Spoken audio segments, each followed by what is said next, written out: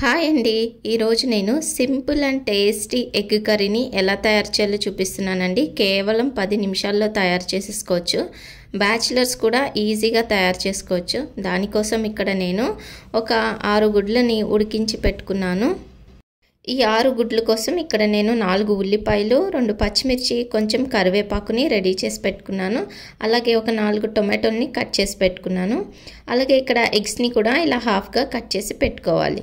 ఇప్పుడు curry prepare చేయడం కోసం స్టవ్ మీద ఆయిల్ లాంటి గిన్నెని పెట్టేసుకొని సరిపడినంత ఆయిల్ వేసుకోవాలి.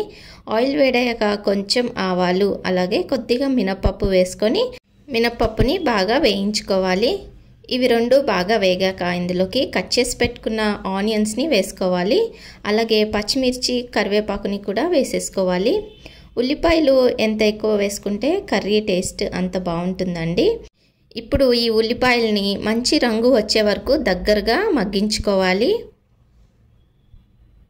ఒకసారి ఉల్లిపాయలు ఇలా వేగాక ఇందులోకి కట్ చేసి పెట్టుకున్న టొమాటోలు వేసుకొని మూత పెట్టేసి ఒక 5-6 నిమిషాల పాటు అలాగే వదిలేయాలండి. అప్పుడే ఇలా గుజ్జుగా అవుతుంది. ఇలా అయితేనే మనకి కర్రీ టేస్ట్ అనేది బాగుంటుంది. ఇలా టొమాటోలు మెత్తగా అయిపోయాక ఇందులోకి 2 టీ స్పూన్స్ వరకు ధనియాల పౌడర్ని యాడ్ చేసుకోవాలి. అలాగే ఇక్కడ ఉప్పు, కారం కూడా వేసుకోవాలండి. ఆ క్లిప్ మిస్ అయింది. మీరైతే మీ రుచికి సరిపడినంత ఉప్పు అలాగే కారాన్ని కూడా యాడ్ చేసుకొని ఇలా బాగా మిక్స్ చేసేసుకోవాలి.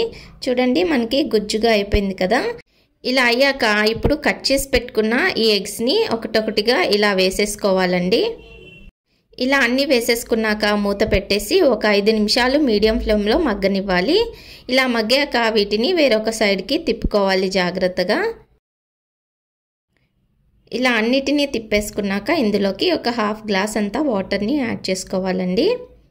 ఇలా వాటర్ యాడ్ చేసుకొని మరొకసారి ఇలా కలిపేసుకొని లాస్ట్లోని కొంచెం మిరియాల పౌడర్ యాడ్ చేసుకోవాలండి. మిరియాల పౌడర్ యాడ్ చేయడం వల్ల నీచు వాసన రాకుండా కర్రీ టేస్ట్ బాగుంటుంది. కొంచెం కొత్తిమీరను కూడా వేసుకొని ఒకసారి కలిపేసుకుంటే టేస్టీగా సింపుల్ ఎగ్ కర్రీ తయారైపోయినట్టే అండి. రైస్లోకి చాలా చాలా బాగుంటుంది.